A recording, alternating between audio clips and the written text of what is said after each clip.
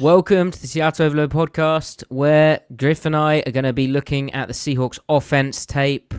Yep, the bye weeks allowed us to do a defense episode, which we have done yesterday, where we looked at an improved run defense and it was largely positive. And now tonight, we're looking at the offense, which, let me tell you, that is a bit less positive.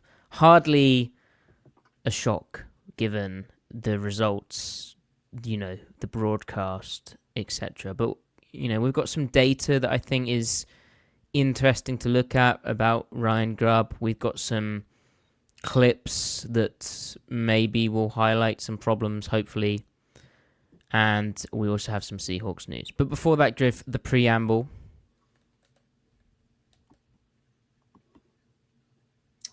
I have a preamble topic. Where we talk about things. Sure. I have a preamble topic. Okay. When you walk into a building, right? Yeah. Right? And you were going to go on the lift, or as you'd say, the elevator. Sure. Right? What would you call first of all, what would you call the floor that you were on? You just walked into the building. And then what would you call the next floor? So, for me, the floor that you walk into when you enter is the first floor. Now, in some cases, this is different because like the lobby can be on the literal second floor of the building because if it's built on a hill and there's another access point below. Yeah, I'm not talking that. Just a standard. I know like in France they do it differently. I think in some parts of Europe they do it differently. Some buildings in America do it for like prestigious reasons. But the first literal floor that you enter, I call it the first floor. I don't call it floor 0 or whatever. I call it floor 1. But that's the ground floor. Ground floor, first floor are synonymous for me. Okay. How about you? I'm not saying it's the best way to do it. I'm just saying that's how I've been acculturated into doing it. We have stories. We say story too. First story, second story. And then there's the ground floor, then there's the first floor, then there's the second floor. But in America, it always weirds me out how you guys go floor 1. Yeah. Well, hey, what's that called? Culture shock. Right. No, I'm not shocked. Majumbo, on the contrary. What? Majumbo says, what if the building is on a slope and there are 2 entrances, each on different stories? Well, Majumbo, funnily enough, actually, I have been studying a building a bit like that. And, how to access it. It may or may not rhyme with T-Pack. Might rhyme with that. And how to access said building. And yeah. I don't actually know the answer to Monjombo's question there, though. Right.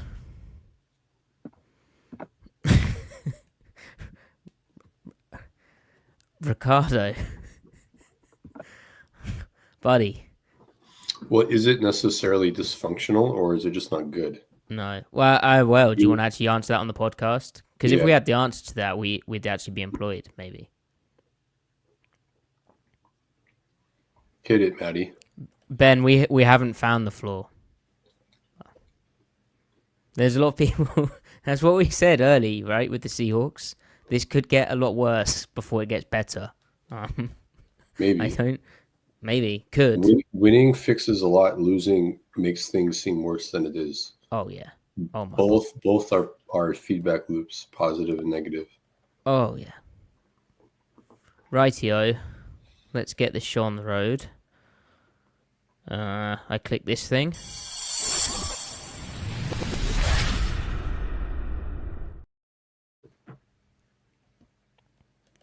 Welcome to the Seattle Overload podcast, where Griffin and I are continuing our tape review of the Seahawks' disappointing loss versus the Los Angeles Rams in Week 9 of the 2024 season. And this week, or this day, this episode, we're looking at the offense. But first, big offense news.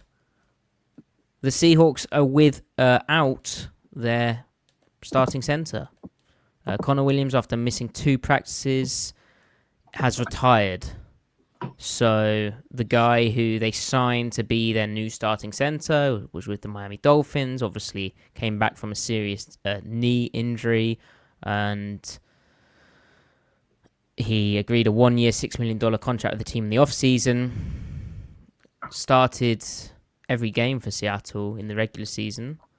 But Griff, now he has retired. So your immediate reaction, please. A little surprising, right? That's always shocking news. I think if there's anything, one, I hope he's okay mentally, emotionally, to retire from being a professional athlete at the age 27. I hope he's made his money, has been able to preserve it for his sake and all that stuff. I wish him well. And Mike McDonald mentioned his family being a factor in this. So imagine for a guy who, if you start getting questions, you've been in Miami. I think he's a Texas guy originally.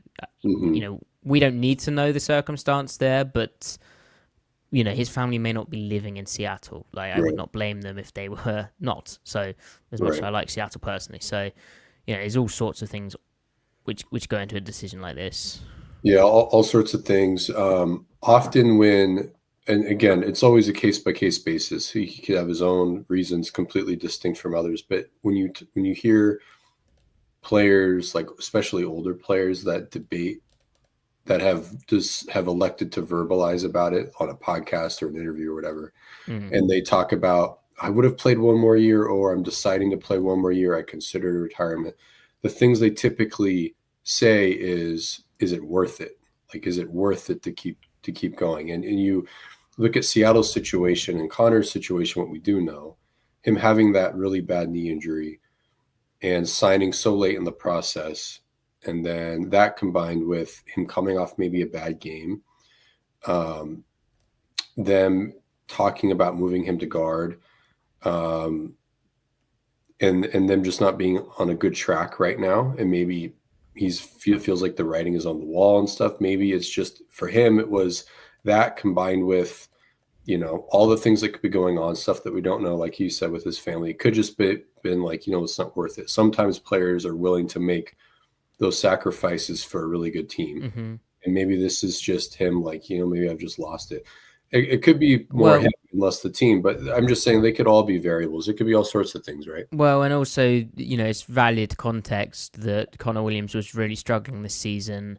He had never been a guy who, like a lot of centers, he struggled with some speed to power type stuff. But of course, the snaps over the head of the quarterback multiple times in multiple games, that's no good. And you wonder, what's the reason those things were happening?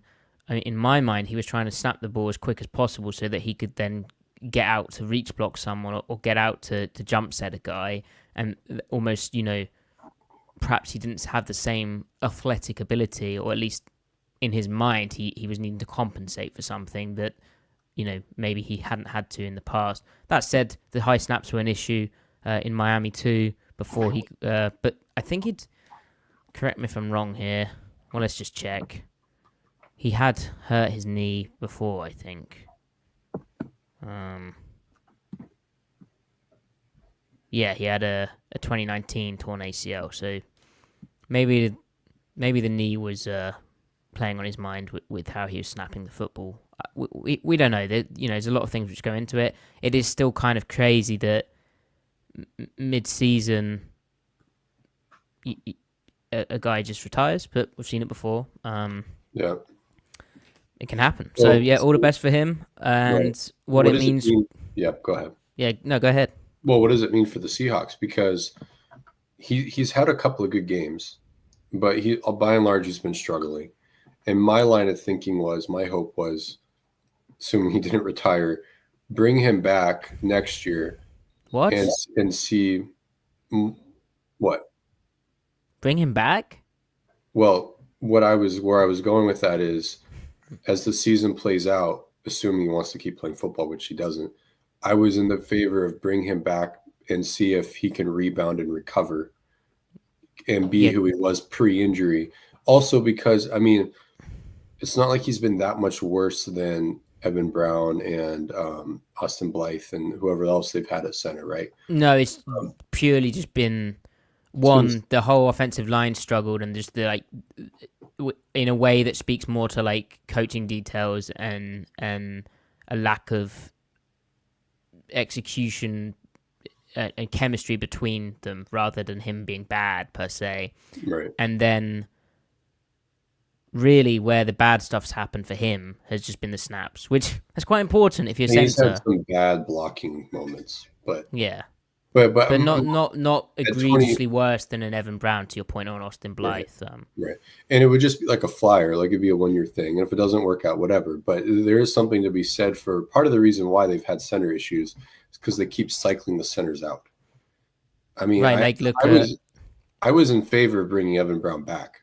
Well, and even Ethan Posick, we were saying. Posick played well, though. That's the one thing. The last I know we were Posick, he was good.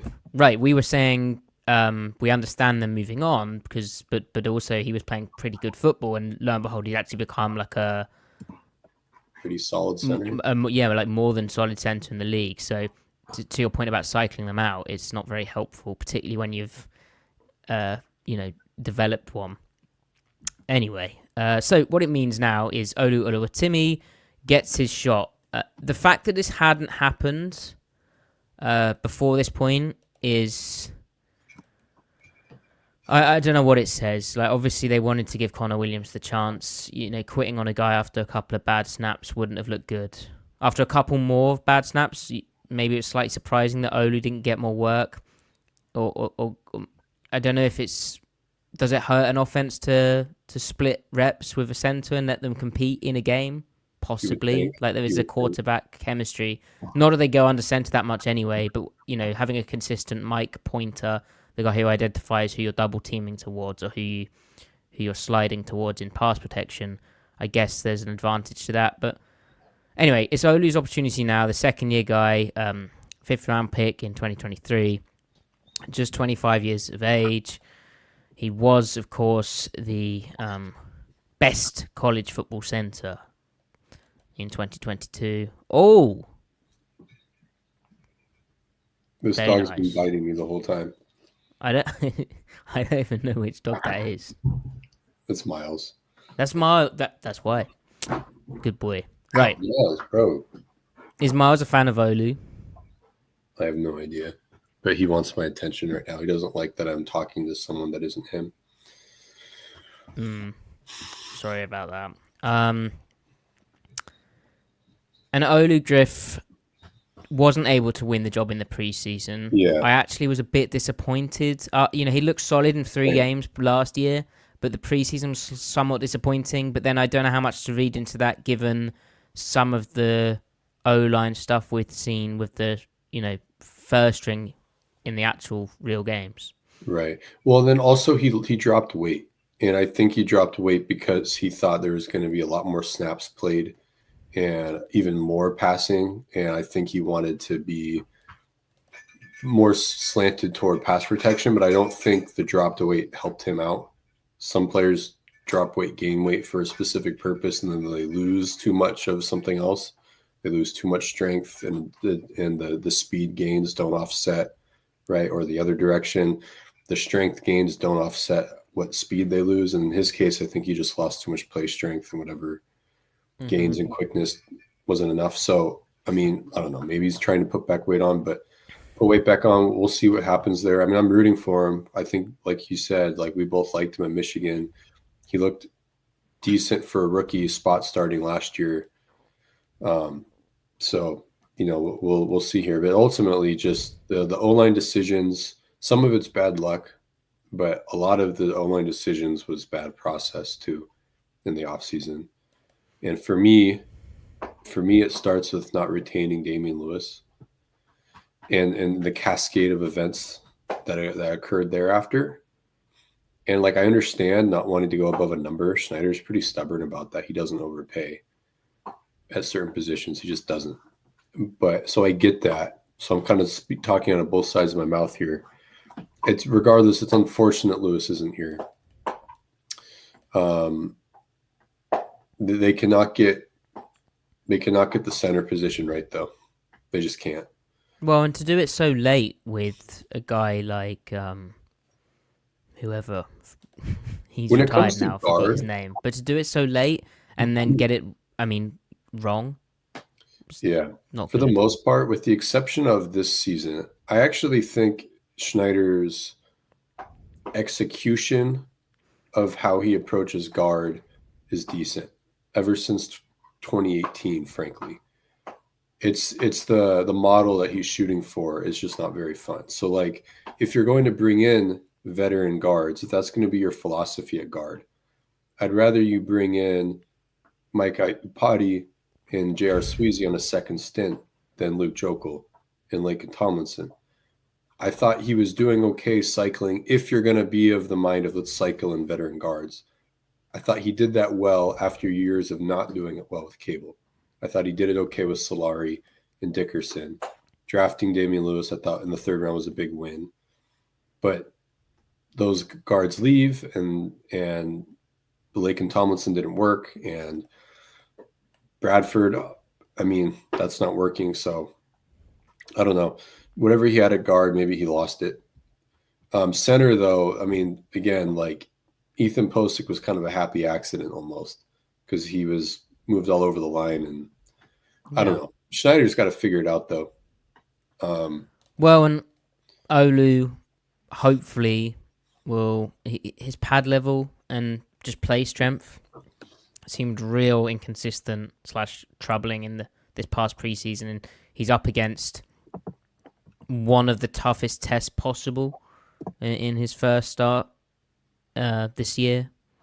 In that he's, the 49ers play so aggressive, so penetrating up front, just shooting upfield, and they also play their nose tackle like more closer to the guard, meaning a center has further to go in both run blocking and pass pro. So good luck. It's kind of sink or swim time, and depending on how this game goes, and we will preview it later, but this could be the first of many young guys. Well, like Tyrese Knight's getting his opportunity now. This could be a play more young guys season. And in that sense, if the team is struggling anyway, I'm not adverse to that. Yeah. Particularly if it's because of poor performance from that other player. So ultimately, however we got here, I'm pleased is the wrong word, but I'm looking forward to seeing what Olu can do and to see if the Seahawks did draft a good future NFL starter at center in the 5th round. If not, then how they approach the position, maybe they need to rethink moving forward. Anyway. Yeah. And you know what's strange about where we're at right now is I personally, maybe I was naive, but I came off the Rams game kind of optimistic and positive just because of the run defense. Well, because of but it was proof of it was, but no, the reason was, and not to speak for you, but it was a game they should have won. Well, it was a game they should have won. They were super sloppy, and also it's proof of Mike McDonald and the idea of hiring him in that he's there to be the defensive genius. He does cause the Rams severe issues. They actually fixed the run defense, which had sucked, and they make a visible change, which we discussed yesterday in the last episode. And then they cook on 3rd down still. Stafford's in a blender. They make so many mistakes still, which you don't want to see. And they lose a game they should have won, which, again, you don't want to see. But ultimately, the overall feeling for the future is one of positivity. There's, and you're feeling okay. But So, Griff, something's changed for you, I guess? Well, it's kind of what we alluded to yesterday. And then obviously, like Williams retiring could be a isolated island event, but it's hard not to take that information and it's like, do players retire on teams that are feeling positive about their circumstances? Usually not. That rarely, that rarely ever happens, right? I just feel like it's a marker of it definitely dampened some spirits. So for me, I mean, people can interpret however they want. That's just my interpretation. So So we did get a question actually from Ben. Where do you think the friction is right now internally? Coaches with the front office with the coaches with the coaches, players with the front office, or yes? I think when you lose, there's always going to be friction everywhere. What I'd describe as the challenge for McDonald is, one, obviously he's young, he's a first-time head coach, but two, there's all these coaches who've never worked together before. Obviously, you know, there's the exception, and you would think it would be a strength that Huff and Grubb had worked together before, but ultimately, there's a lot of newness. And so when they're trying to work out, you know, what the coach next to them is like, and then in tough times, I guess in a way you find out really quickly, but you also have to be kind of on it. And if you're not on it, I think that gets seen through. I'm not suggesting that that's been seen through by players. I'm not suggesting that's actually happening, but I think there's a bit of friction everywhere. And I think this bye week, I think the reason we're hearing certain things, I think is in a bye week, a team self-scouts, they evaluate, they review their processes, they maybe go to other departments like the scouts, the analytics stuff, and they go, hey, how are we going to improve our processes? We're sucking right now. How are we going to improve? That's the big opportunity. It's why teams off a bye generally improve, at least in that next game.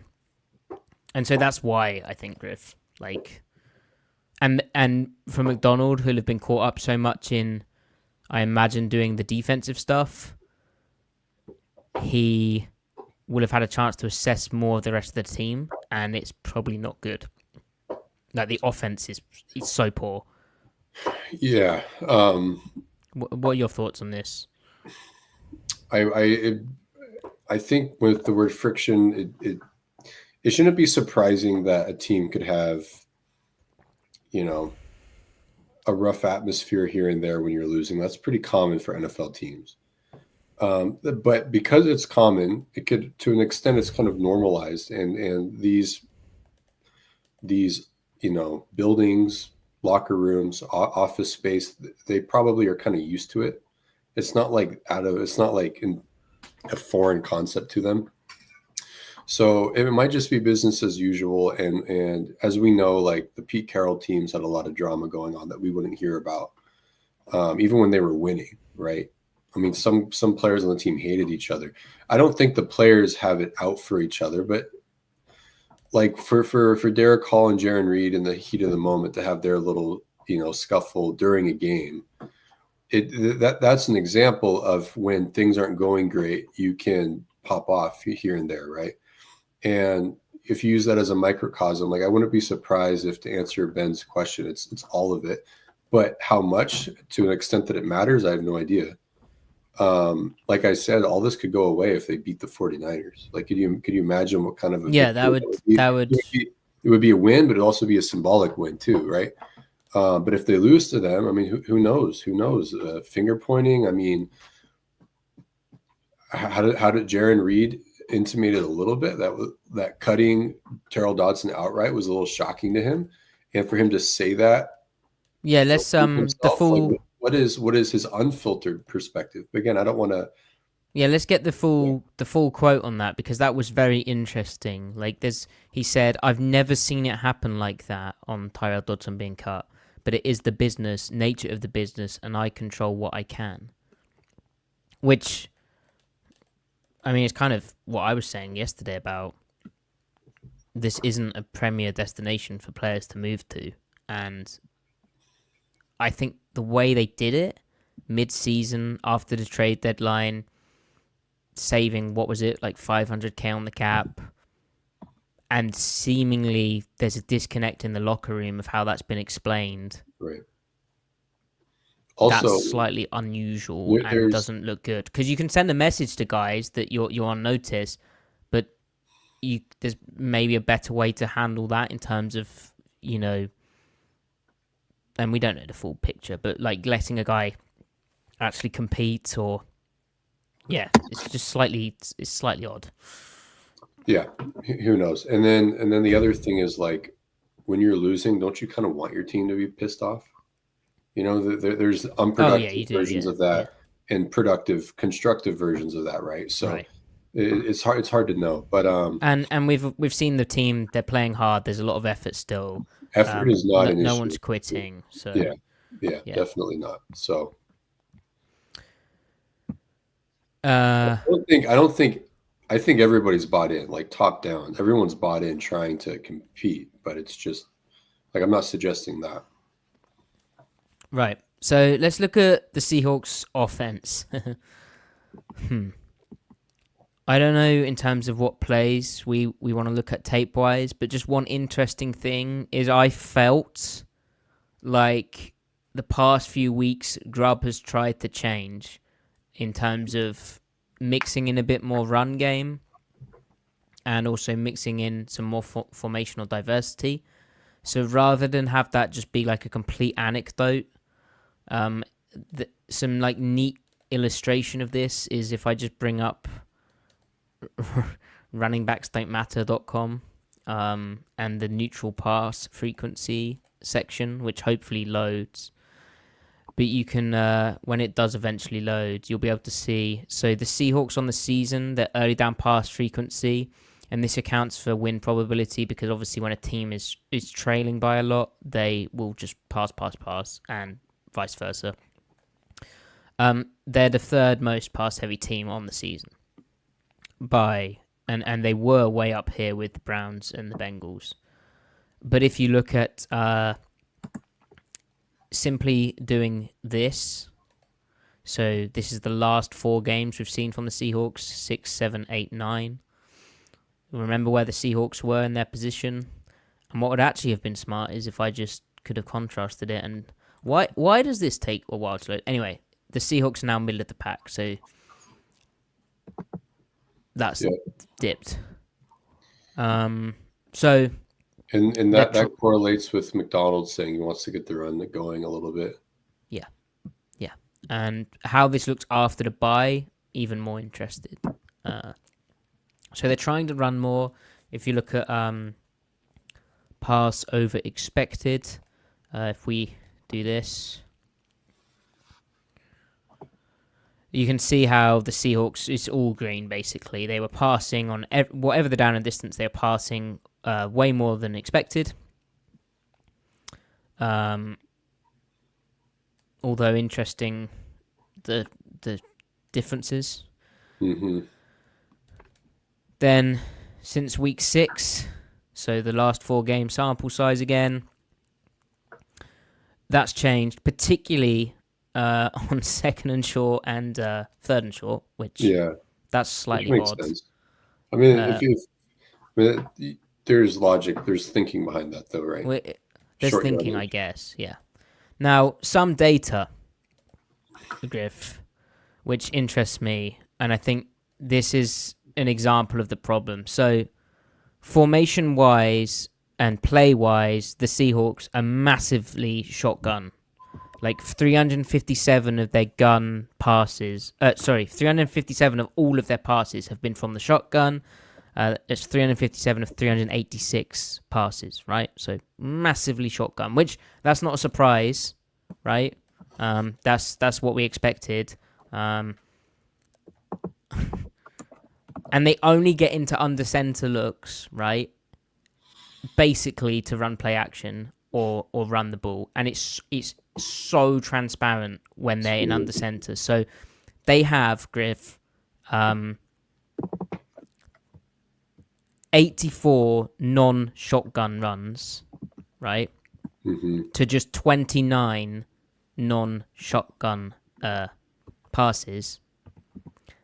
Guess how many of those 29 non-shotgun passes are play action? 20? 25. So basically, if I'm a defense and I see the Seahawks come out in under center looks, right? Yeah. I'm like, oh, well, they're either running it or it's play action. Right. There is zero. There is zero threat of any other thing, and it's kind of crazy. So, it's a clear tendency. That pass rate within under center is 25%. Yeah. Before this season, the Seahawks have never dipped below 33 or 32.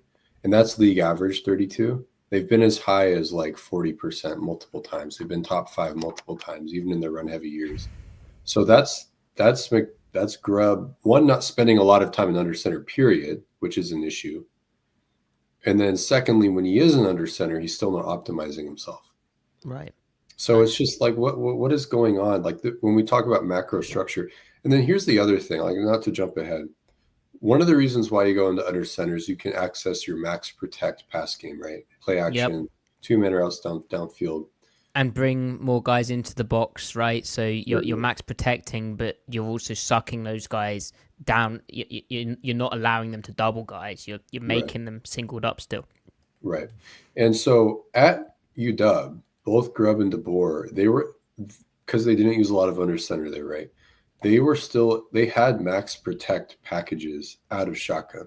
They found ways to do it, deep pocket play action, kind of half boot throwback stuff. And they were able to work that mode of offense, but Grubb doesn't do that out of shotgun. So really they don't have their, scheme it up shot play offense in this offense at all, which is strange, really strange.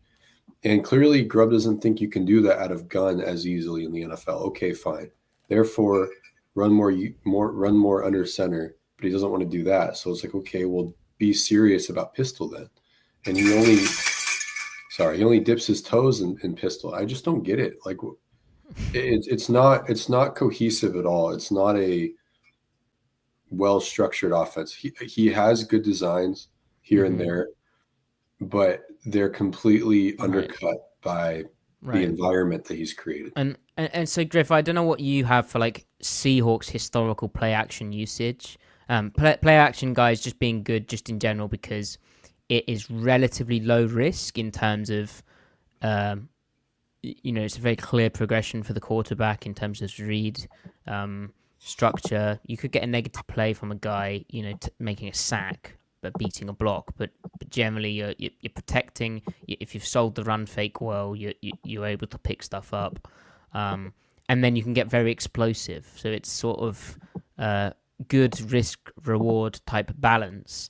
But the Seahawks are using just 6.5% of their total pass attempts have been under center play action. Those 25 plays I spoke about, and then and you know what? Sorry, I'm cutting you off. Go ahead. No, go ahead. Well, and it just sucks, especially not just because that's good, but like Gino was literally the second or third best quarterback at it last year. Awesome at it, awesome. And then Griff, only 11.4% of their total pass attempts have been gun play action. So the Seahawks are using play action on just 17.9% of their total pass attempts, pass dropbacks. Yeah, and, so they're they're really not tapping into that mine like at all. They're scratching the surface of undercent just play action in general, and it's very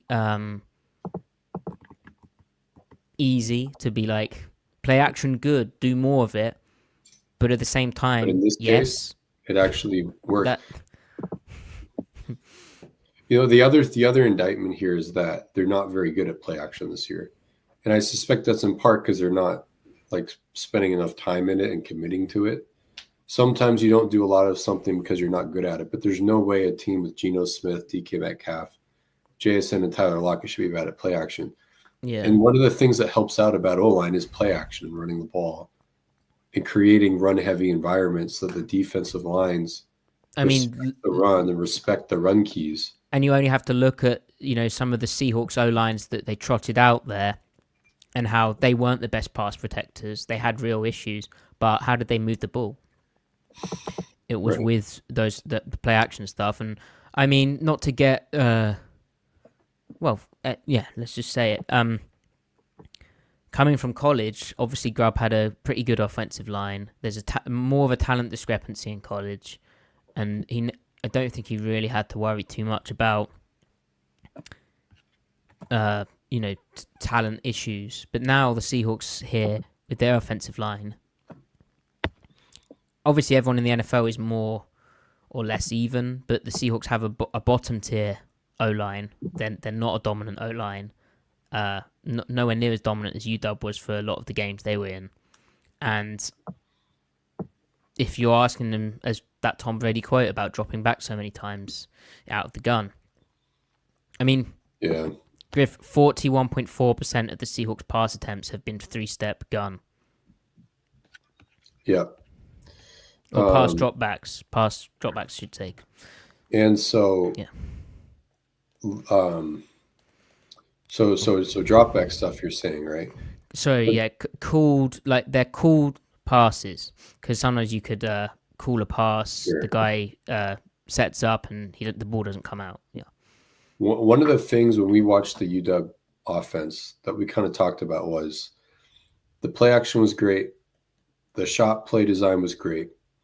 Then you have quick game and choice. Outside of that, what's actually the backbone of your drop back offense? What we described, if you were to use baseball terms, are singles and home runs. Mm-hmm. And in the NFL, you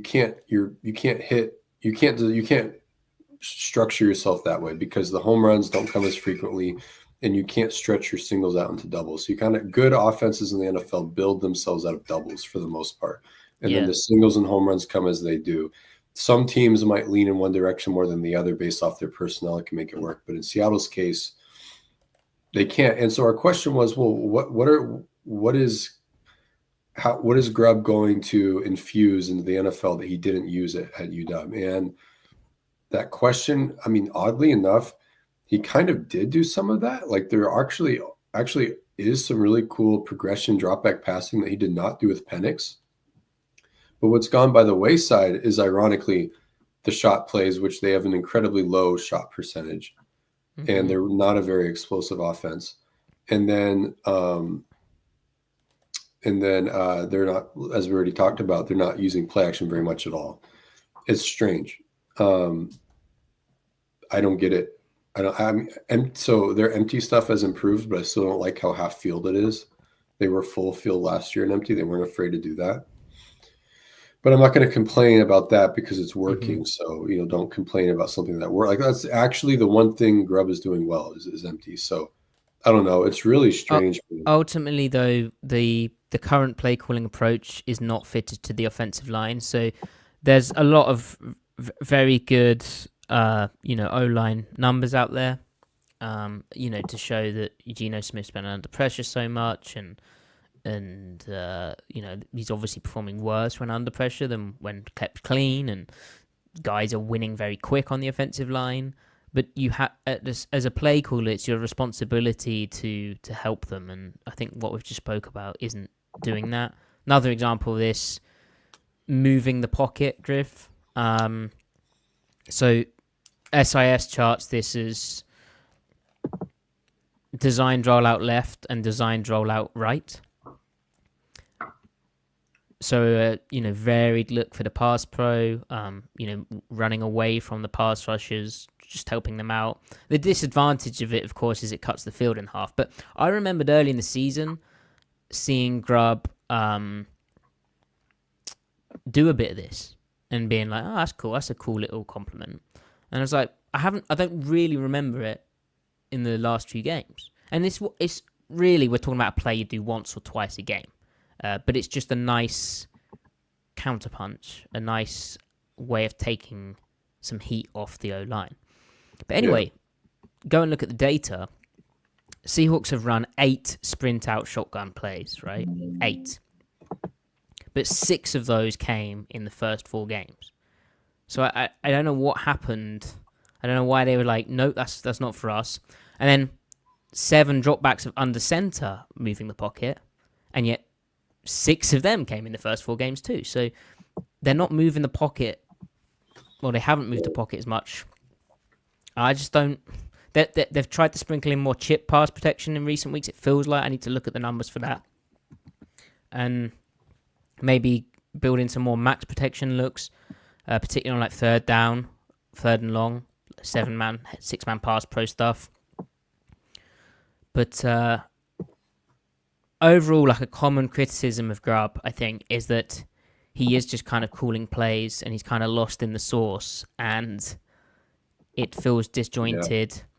I think a big reason for that is if you're not effective running the football, but you also don't do it that often. And we've seen they have tried to increase their run stuff. But if you're not effective at it and you don't have under center, play action, pop in, and you don't really use under center either, then, and your menu of gun concepts wasn't that extensive anyway. Well, then, how many things are there, and how are you going to layer calls and all that type of stuff? So, yeah. He was kind of pushing the limits of how often a team could do gun, drop back, no play action, mainly 3-step drop stuff.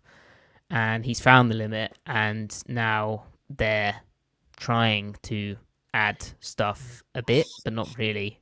And I can't believe that under center split and how obvious and how blatant it is that they're gonna run or it's play action. Well, and when you box yourself into being so predominantly shotgun drop back heavy, occasionally, not everything can be a designer. Occasionally, you just call all curls, and the returns on those play calls have not been great. In particular, when they just run like gun 3, so 5-step drop concept, half field, all curls, and he'll call that 3 to 6 times a game because there's so much volume of snaps. He's like, I just got to take a breather. Let's just try to get an easy completion if we can. 20. We'll check it down. There's 20.9% of their total pass plays have been gun 5-step drop, and I imagine most of those have been those all curl plays. Right, Griff? Quite a bit of them. So, yeah. Which is vanilla as heck. It's the type of thing that people, when Brian Schottenheimer would do it once a game, everyone would be like, ugh, I hate this. Yeah. He'll do it. I mean, there's an average of 5 times a game, dude. Well, we're talking 84 snaps in total, so yeah. So, guys, this is not an optimistic overload. You're used to us being quite copy. I think the optimism is there is signs of him trying to work things out. They connected downfield this game. They did connect downfield this game. They were explosive against the Rams. Okay. So what do you... OG3, absolutely right. The Bills game was wild. It was like they were like... Bills game the Bills play zone. Let's just nestle in the between. It's just mad. To do it so frequently, I mean, it's like giving up. Well, and but the game before the Bills, whoever that opponent was, but they were like doing wrap concepts. So they were having a guy, run like a curl and a dig wrap over the top of it or an in cut behind it, and that was like, oh yeah, nice. We'll see that against the Bills too. It's like no, so yeah, right. Griff, tape wise, what do you actually want to look at here? Well, should we look at some of the downfield JSN stuff? The positives, yeah, because this is the thing. They actually unlock JSN, like it's a big positive from this experience, right? Right. He wasn't matched up on the best DB in the world, but it still happened. I was there. Do you have a timestamp? Hold up on that. Holding. And while you find that,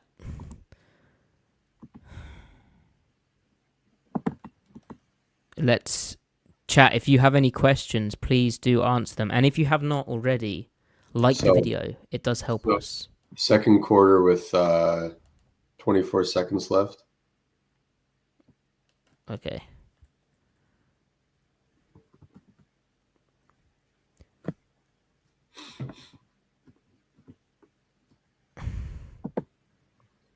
Yeah, and also, Griff, as I find this, do you think this can be fixed, or is it too late? I think if they can just keep hitting explosives, I think that can overcome the structural inefficiencies. So it's just kind of like a puncher's chance type of mentality. Reducing negative plays will do a lot, right? Yeah, I just don't know how, you're exposing your offensive line so much. Yeah. I don't know how you are going to reduce negative plays unless you dramatically change. And are you able to dramatically change? I don't know. The bye. This is why I'm looking forward to this game, because the bye, as I said, is an opportunity for them to self-scout and assess what they're doing. And I imagine Mike McDonald's quite a clear, concise communicator on his feelings on this offense. Mm-hmm. It's so weird to me. Like, he came in, he said, we want to be a physical football team. And then they hire Grubb, and you're like finding ways to justify that in terms of the physical element. And like, oh no, they did run the ball at Fresno State a bit more, and they did have a really efficient run game at UW, and they do, run the same concept but dressed up slightly different ways each time and find ways to keep running it against teams. And they did deploy their talent really well. But ultimately, you're thinking, surely they're not going to be that gun drop back team. Surely there's something with Grubb that is more McDonald-y in terms of satisfying that physicality element. And then the first 9 games, we've barely seen any of that. It was McDonald's choice to hire Grubb, right? Surely. McDonald's choice? I mean, my impression was that it was Schneider's. I'm sure Grubb was. I'm sure that you can't operate like that though. Well, I'm sure McDonald was part of the conversation, but McDonald McDonald had to put his staff together, right? That was part of this. I think that's insane if that's actually what happened though. Well, Schneider is the highest ranking football person, right? Yeah, but you can't have a GM hire your OC if you're a head coach. Anyway, maybe. Just feels, from what now we've seen the first 9 games as well, it feels so at odds and such a clash and just so surprising to me. There's no way this is what McDonald was thinking. And that could be why we've seen the run rate increase so much over the last month. What? A head coach meddling? Surely not. Right, okay, so this is a good play. So first of all, Geno Smith, good pre-snap cadence, got the Rams jumping a few times this game. Good job from Connor Williams, dearly departed, snapping the football. And Griff Lockett still has it when what is the DB doing here? I think it's a cover 2 to that side, and the middle safety doesn't push fast enough. I think you have an inverted cover 2 at the bottom. Maybe not. Maybe the corner thinks he's playing a cloud up top. It's like a bust. Yeah. Yeah. So it was good to see Tyler connect on a fade finally. Geno and Tyler. It had been a while. Yeah, I honestly thought Tyler might have lost it, but that's good. Tyler's been the guy who's been open quite a bit on intermediate stuff, and just the ball hasn't got there for whatever reason. Yeah. OG3 just made a really good point, really good comment. No, surely not. You know how I feel about OG3. We got to tip the cap. We got to tip the cap to OG3. They did earlier as well. That's very sobering way to put it. Okay, big brain here, OG3. Taking a point further and making it stupid. What if Mike McDonald employed Ryan Grubb so he could install his defense? Well, get them cooking in practice. We know who McDonald wanted. This doesn't mean he didn't want Grubb, but we know that there was a name, and this was public info. He wanted Arthur Smith. Who is the closest thing to Ben Johnson around the NFL? It's Arthur Smith. Or Tanner Engstrand. And Engstrand. I mean, he was literally close. Engstrand was another name that they interviewed or were going to interview. So I don't know. It'll be an interesting offseason. See how they change things, tweak the scheme. I don't know. That's another good point. Obviously, that's apples to oranges, but yeah, that's true. Well, the McDonald defense as it exists, we've said this before, was built to take down AFC spread teams. Kansas City, Buffalo, Cincinnati, right? Yep.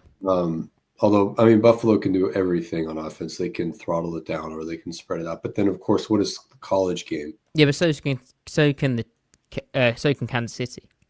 Right. True. Yeah. But then the college game, of course, is all spread. And so, yeah, whatever. Griff, timestamp. Well, Chat, do you have a play you want to look at as well?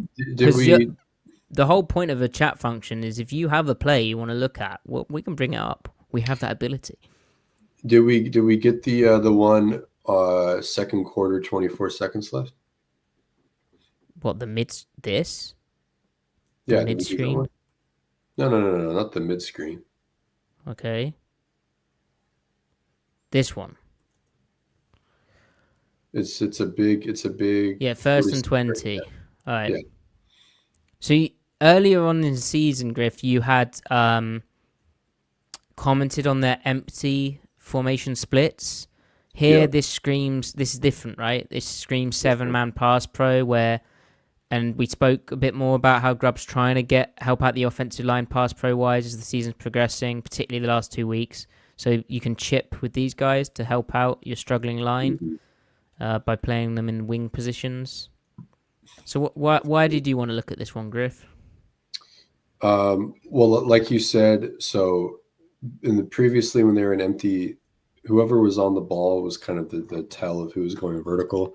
In this case, Lockett is on the ball and JSN is off the ball, off the line of scrimmage. And of course, Smith and Jigba is the one who does go vertical in this. So it's just nice to not let the defenders just to be able to key on alignments to inform them how to handle receivers.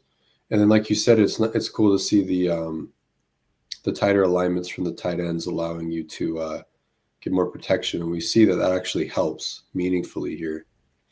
Yeah, and JSN Griff's the type of receiver who really you want him to be a bit off the ball. Like, you don't want him to play on the ball. You want to try and manufacture him cleaner releases. You want to give him all the advantages. I think that would fully unlock his game and kind of cert proved in this game. Right. And a nice concept from Grubb is, and getting an empty out of 12 personnel too, right? Is that 12? I don't think so. Oh, my bad. No, it's 11. Because that's Charbonnet. Yeah. But here, how it works, it's like Wasp, isn't it? Or like Griff, would you... It's a deep smash, probably. Is that what you call it? On air, yeah. On air, yeah. I wonder if anyone gets that reference, but basically, this is your deep third corner, and when you've got Lockett running a pretty deep comeback, he's going to throttle down, and so here's the space, and we're going to run into that. And part of, with Tyler being on the ball, the corner buys the notion that he's going to go vertical more.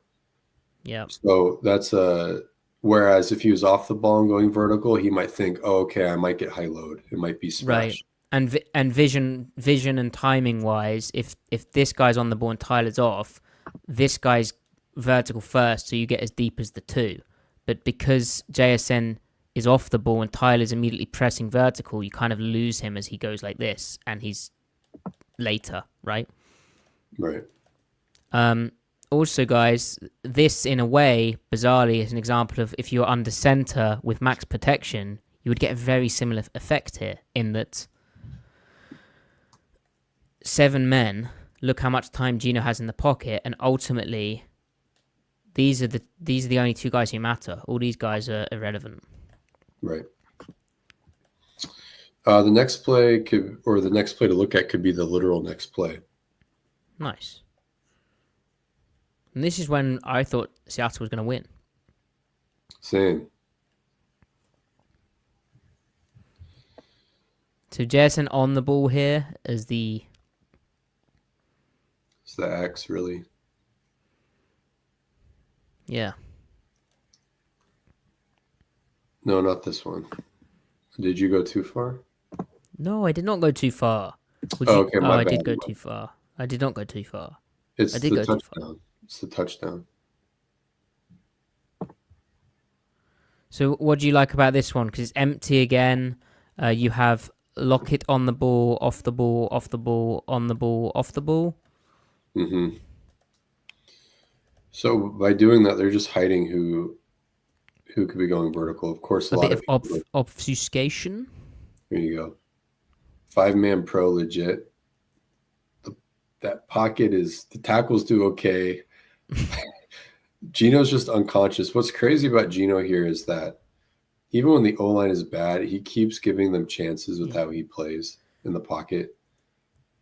You know what's crazy to me, Griff? Like, all these concepts, like, if Grubb could just get under center, play action cooking, he could run, like, the same things but help out the pass pro more. Yeah. You know? Yeah. You get similar isolation effects. Right. To one exactly. side. Just he needs to, I was talking about someone like really smart about this. Oh, good. Not me then. And well, we talked about it too, but just Grubb needs to shift his favorite pass designs into under center stuff. Like, it's crazy. It's exactly what you're talking about. So you've got a really cool outside, well, it's like inside scissors with the 3 and the 2, and then you get an extra dig route with Lockett. Like, that's nasty, right? Yeah. And you're doing this with 5-man pro with the horrible O-line out of it. Like, why? like imagine, guys, imagine tight end, running back, under center.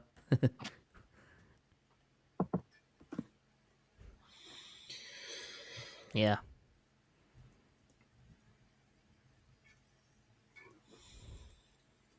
Anyway. But look at what the safeties have to commit. Or the field safety has to commit to Chenault. Corner doesn't know how to.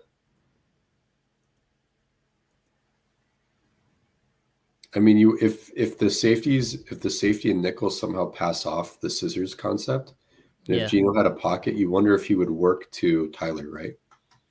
Yeah. That would be interesting. It would. But an insane anticipatory throw too, just into the open air, into the open space. Now the progression is interesting too. Does he work to the 2 receiver side, or is that looking off the backside safety because it's trips? No, it looks like he's looking there. Maybe he's thinking Bobo. That's crazy, man. to throw that with such trust without really being able to get a gauge of what the 3 receiver side is doing of the coverage. Yeah. But I think he knows that the boundary safety is out of the picture. So if anyone running into that space is open, they're open, right? You don't need to necessarily check anything else. So we've got a question. We haven't spoke about it much.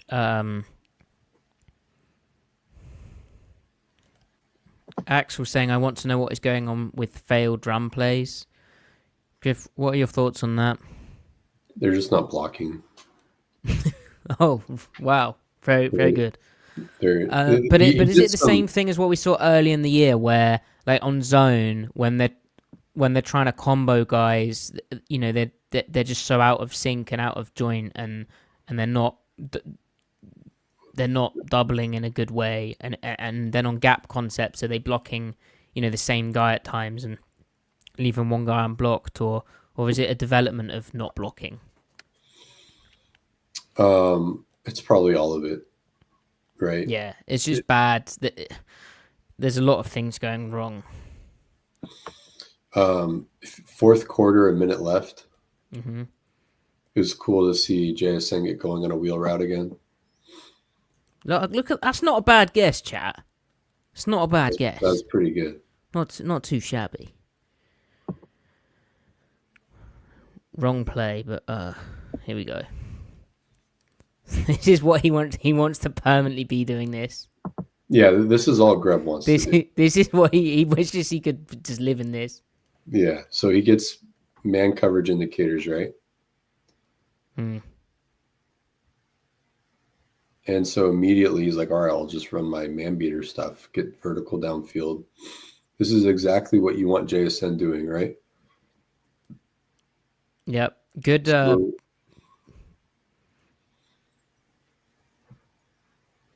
Good details from the receivers here. But yeah, JSN off the ball again. That's what you need him to be. And one thing that JSN did really well this game was he was really strong through the stem of his routes. Didn't get knocked off, which had been happening. Right. Fought through the contact. So him maintaining his line. And also, look at his hands. He doesn't even reach them out until the ball's there. Very late hands. So that's legit stuff. This is the kind of stuff we want to be seeing from JSN. Then he had some other like chunky over the middle stuff too, which is good to see, right? It wasn't just the vertical bombs. Like he was the full spectrum of what you'd like to see from him.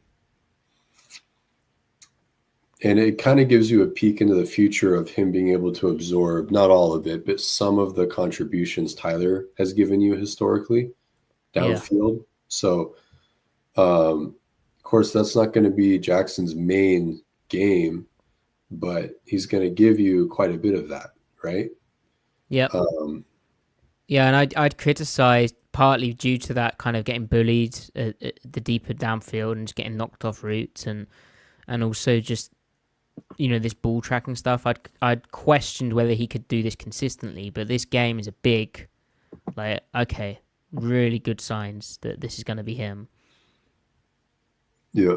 And it's even a bit of late separation going on, right? Like the hand fighting here to keep clean, and then knowing because he's holding his line here, it would be very easy for him to start drifting, and then the corner but holding a line, so basically stacking the corner means if the ball's thrown here, you've won the red line, you can win late to it, and if you pause it now, see how he starts, and when you go to the end zone angle, you can see he starts now moving away from the DB. So very good, very, very good. And perfect placement from Gino. Yeah. All right, do we want to look at the touchdown? Which one? 57 seconds left in the fourth. Oh, so probably the next play.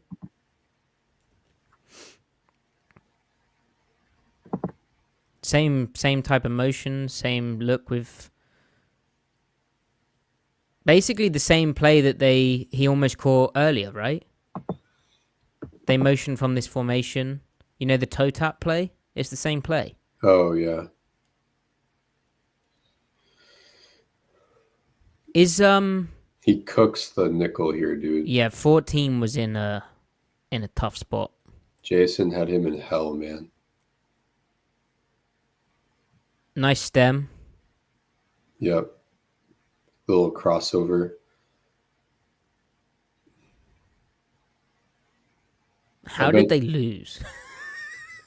I mean, they shouldn't have.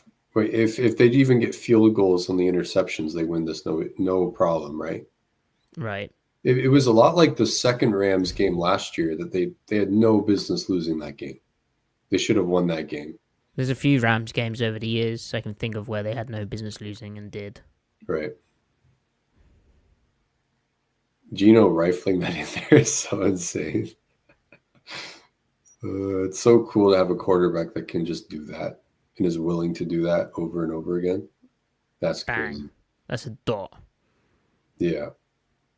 The chemistry between him and Smith and Jigba are quite good right now. So, good questions, chat. Thank you as ever. So, OG3 saying Gino cooks like this on the last drive and he gets one throw in overtime. It was very odd, Griff, that they decided in overtime to suddenly be like, hey, we've got a run game that we love. And just try and pound it. Yeah. Yeah.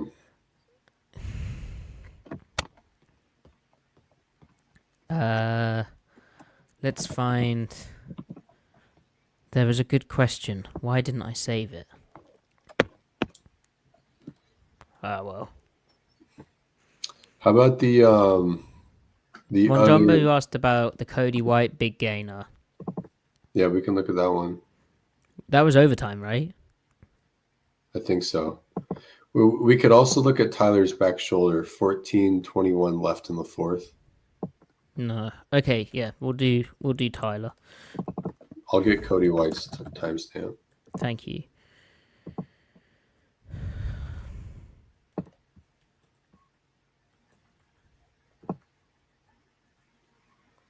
I found the Cody White one, I think. Okay. Oh no, it's the PI. That was absolute horse manure. The refs in this game were poor. We didn't really talk about that after, but for both sides.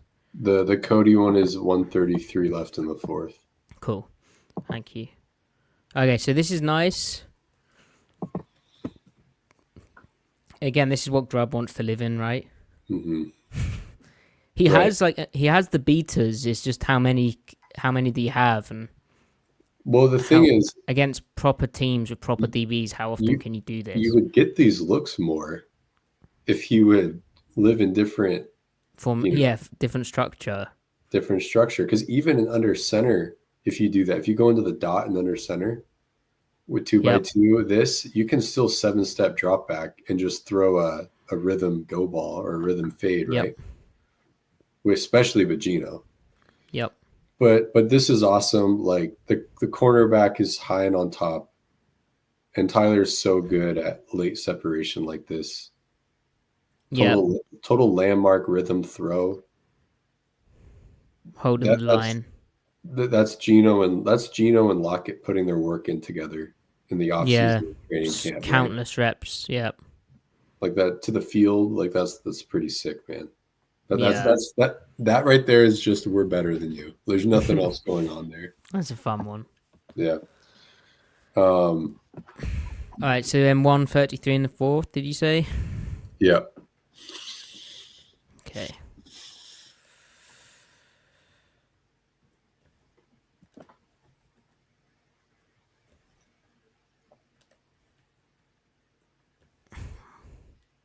I'm choking.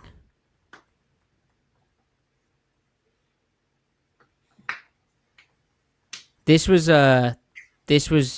just a prayer, right? Yeah. Like the pockets collapsing. I don't even think Cody White expected to get the ball. No chance. He's kind of jogging his route. Why it's would an impressive adjustment. And the play call here is what 989. Yeah, it sucks. For the situation against off cover, like completely sucks. Like this 3 bars. This guy's job is to leverage this. They're matching your slot route. Look how hard inside. They know what they're getting here. Yeah, off coverage, like to handle that route specifically. Yeah. Gino's like, I'm throwing this anyway. He threw one of these to DK at one point, right?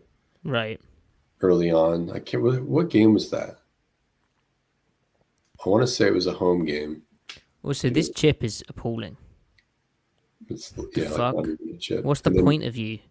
You may as well just not be on the play here. May as well play with 10. That's the type of thing Barner's he can't be doing. No. And then Bradford, bad loss. Yeah. There was a lot of, against these looks, a lot of leaving the tackle on an island and sliding everyone.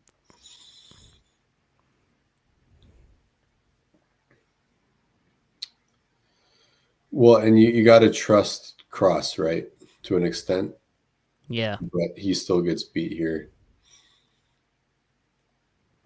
Yeah. Gino's like, whatever, I'm doing this anyway. See, given Gino's tendencies, and the Seahawks have a good receiving core, really good receiving core. But when it comes to replacing Lockett, I really wish it could be a guy that is just a lead at catching the ball. Catch radius, high pointing, all of it. Just because Gino wants to throw trick shots, he'll do it. And maybe it's Cody White, maybe it's Jake Boba. We don't know, but everyone's saying what a catch by Gino. Oh yeah, that is a really poor snap. Didn't even notice that.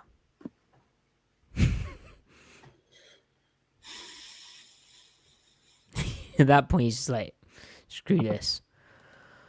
All right, Griff. So now they play the 49ers, a team who Gino's looking to stop his kind of... Is he 0-5 against them? He'd never beat them. Which QB wins. Not exactly the best type of thing. What do you think of this game? I'm personally looking forward to it because they're out of a bye. It's an advantage. The 49ers did not have a bye. McCaffrey's back, which is a bloody nightmare because basically whenever you just stop all of their other bullshit, McCaffrey's one-on-one with your linebacker, which, oh God, could be Tyrese Knight. Poor guy. Oof, that could be awkward. Hopefully McDonald has a plan for that. And they just throw an option route to McCaffrey, and you're like, that's not really that fair. And he looks kind of back, so that sucks. But yeah, I want to see the Seahawks correct their issues. There's no reason they can't. They're a talented team. They've improved on defense, on their weaknesses this past game. They did surprisingly well against the 49ers, even though I felt kind of puzzled by how Shanahan was calling plays in that first game. And I do wonder if we start seeing some more kind of weak runs. It'll be interesting for Shanahan because he's going to watch the Rams tape and be like, wait a second, you weren't doing this stuff. You're going to do this again? Like, do I scheme for what you did against LA or do I scheme for what you did literally every other game this year? Well, the way I remember that 49ers game, Griff, was they played a lot of two-back, the 49ers as they do, and the Seahawks just played 4-3 over cover 2, where it's just turn back, spill, turn back, or lever, spill, lever. And the way that the 49ers ran, like zone to the tight end side, the Seahawks were able to just flow to the ball, and they didn't have their issues with double rotation, and the corner was able to show up into the fit. And the 49ers called good runs for what the Seahawks were in, and the Seahawks executed those runs well in a way that they hadn't been having previous execution issues. But it was like a very uniquely good situation for them in a way that like the Bills did not do that. And the Rams threw a bit of everything at them, and the Seahawks with their little tweak or their emphasis. Yeah, but if this is a game where the Seahawks try and play under and they're starting double rotating, or Shanahan just runs weak on like over with a B-gap bubble, or just runs into the bubble, it's going to be So along with McCaffrey. There is some theory to wanting to double rotate against two-back, right? Because of the weak side runs with the fullback. If you get some sort of split action, because then that rotated safety can help leverage that fullback, right? Right. Like that's kind of why he was double rotating against trips, because you were getting motion to the slot, motion to the weak side. But what if they didn't motion him? Then you're screwed, right? Yeah. So I still think the best thing to do is single rotate and then slant the line in the direction that you want to achieve the same effect post snap. But we haven't seen a lot of that. That's if they roll with the structure they had against LA. The next thing you want to see that we've talked about is you want to see line slants paired with a fire zone call or something, or even a sim call, right? A sim pressure, because a sim pressure against the run turns into a run blitz that gets you the same effect as a fire zone. So, but he likes to use his sim pressures for pass purposes mostly. It might be a bare front game. It should be a bare front. This should be a bare front game. A bare front game with a loaded box, frankly, and just see what happens. See if your talent can out-talent their guys and put pressure on Purdy and make whatever talent advantages that San Francisco has with their pass catchers not matter. Yeah, you might get got occasionally over the middle by the linebackers just biting too hard, because it's going to happen. It happens to the best linebackers. But I don't know. I would start there and just see what that looks like. I can't wait to see the first and 10 out of 12 personnel or 21 and see what Seattle matches up with. OG3 mentions I can't take another game of Purdy running around like a rascal. And that was a big thing with the Seahawks playing zone quite a lot of the time and Purdy kind of slipping out of stuff. And I do wonder if they're bold and play more man. A lot of teams, when they play man, will have both linebackers, like bracket McCaffrey out the backfield, because one-on-one with a back is a problem. So we'll have to see if that's a thing. Who else? You know who else probably can't take another game of Purdy running around like a rascal though? Kyle Shanahan. Okay. Because that's where the variance kicks in with him. Oh, and Griff, on the other side of the ball, DK Metcalf back, so that's exciting. That is very exciting. That's very exciting. So does it all fall apart? Is it too many? Too many cooks? No, I want to see how. I mean, there's a chance the JSN game is just a satellite game, right? Like the Patriots game, but I want to see how all that fits together with DK. Yeah. All right. Score prediction. Come on then, lad. What are you thinking?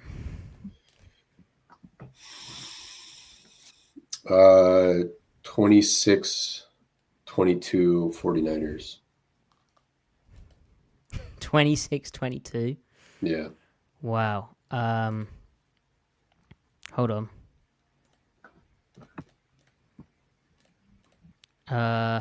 I think the 49ers win 28-21. Okay. Cool. Yeah. All right. Thank you, guys. With respectable run defense. They keep them under 4.5 yards per carry total from the running back. I think the run defense gets worked because I cannot believe Shanahan is so friendly with how he calls his runs. But we'll see. I'm excited. All right, thanks, guys. Follow Griff at CMikeSpinMove on Blue Sky and the other app. Me at Matty F Brown. The pod at Seattle Overload. Although we're not on Blue Sky yet, but we might have to look into that. Enjoy the fight tonight if you're watching that. I don't know if you can call it a fight. And we finished just in time for that. And we'll be back Sunday post-game, maybe with Ty, try and rope him in.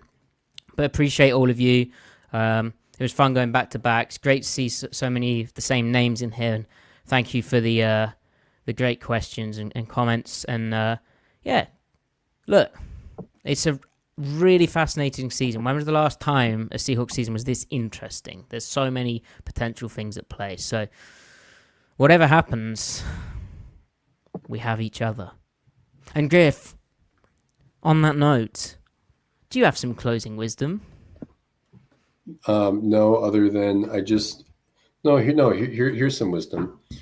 When friends indulge the other friend and engage in pop culture that the other friend likes, it can be a good thing for the nature of the friendship. So if you watch Children of Men, maybe we'll have something to talk about other than the Seahawks. Well, maybe your smart football friend could watch it.